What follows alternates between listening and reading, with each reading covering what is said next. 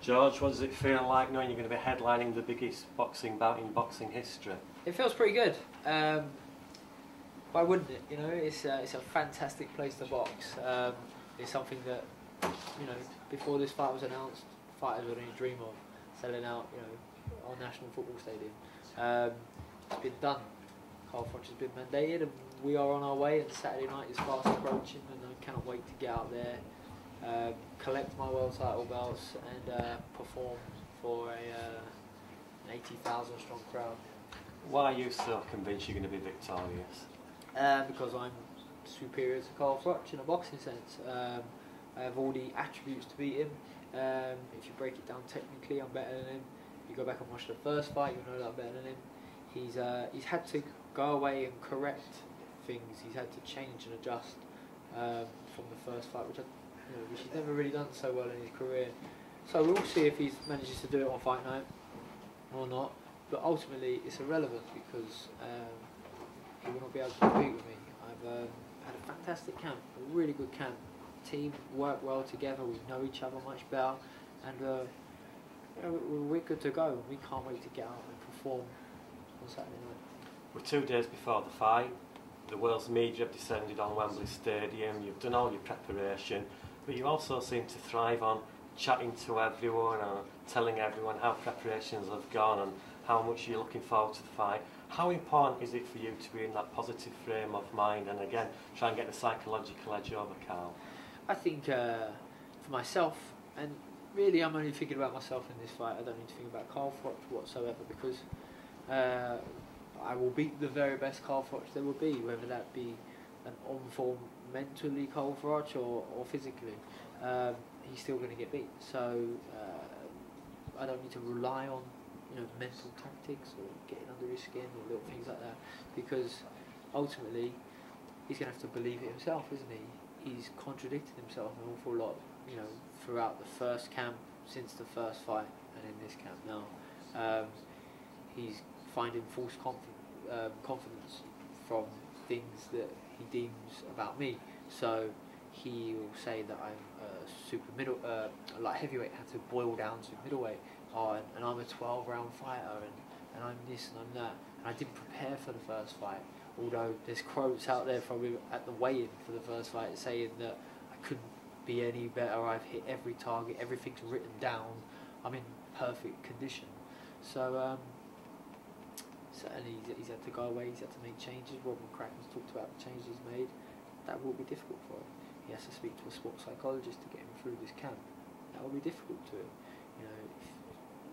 I'd imagine going and sitting somewhere and opening up your feelings and your insecurities must be a draining experience. He spent the whole camp away from home, which for a safe and secure person is a good thing, but for an insecure person who has to also see a sports psychologist, because for many times of the day I'm sure he must feel alone or drowning or deep or struggling. He again, he's had to be resolute in his preparations, which for him must be a good thing. But the problem is, if it's all built on false confidence and lies, those lies will unravel quickly, and they will start unraveling quickly in his mind. And the closer we get to the fight, the closer the inevitable comes, the closer he comes to being officially mandated and get beat. Two other differences in the build to this fight as well. Firstly, it's been billed as the biggest bout in boxing history, as we've said, so you're going to be fighting in front of 80,000. The second thing is you've got a lot of public support on your side from people who thought you were robbed in the first fight. So how does that feel? Now you've got so much support behind you going into this one. Yeah, I mean, it's lovely, it's great, and you do appreciate it. But fight night, you want to be ignorant to it, whether they be booing you or cheering you. I've been in situations where I've been cheered, I've been in situations where I've been booed. I boxed out in San Jose against a Mexican guy in a pro-Mexican crowd, and they booed me on the way in, I got cheered on the way out. It wasn't quite the same as it was at the Manchester Arena last time, but the thought process is there. You can't rely on the crowd for support, because sometimes it won't be there for you. And I hope Carl Froch doesn't rely on the crowd, because he's used to being the hometown fighter, and he's the home fighter in this situation. He's the champion. he's fighting on a matchroom card. But at the same time, the crowd will be split, and he'll have to deal with that anxiety. I'm sure he'll deal with it perfectly, as will I. How do you see the fight mapping out? I think I'll perform from the very start, and I'll get better round after round. That's what we envisioned, that's what we will do. I don't think Carl Froch can get past 3 rounds. Paddy, the trainer, reckons 5, possibly 6. But Carl needs to know that round after round it will get worse for him. And we're fully prepared to go 12 rounds and beyond. So the second half of the fight will be the worst half of the fight for Carl Froch. So wish him luck.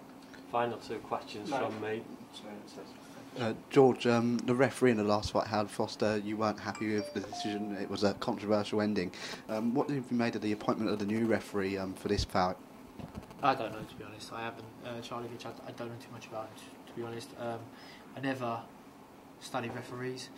If my team are happy with him, which they are, because otherwise, you know, we have the right to veto officials. He wouldn't be working Saturday night, so we're more than happy with Charlie Fitch. We think he's a great referee. I know a little bit about him. I believe he's from New York. He's he's a youngish ref, but he's good. We've been assured by the IBF and Darren Peoples that he's a good ref, and we are 100% confident that he'll get the job done.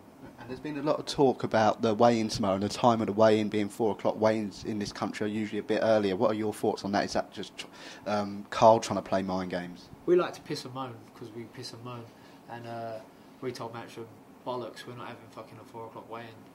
But ultimately we don't give a shit, because we're on weight, I'm £4 over, I'm going to weigh in £2 light.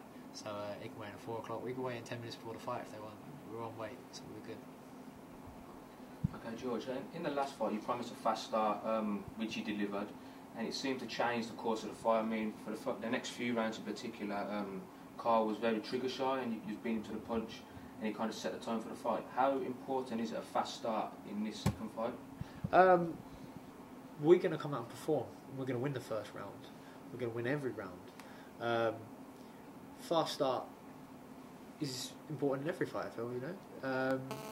You never want to lose the first 4 rounds, or you never want to start slow. You want to be primed and ready to go. You want to be conditioned to go for 12 rounds. That's what I am.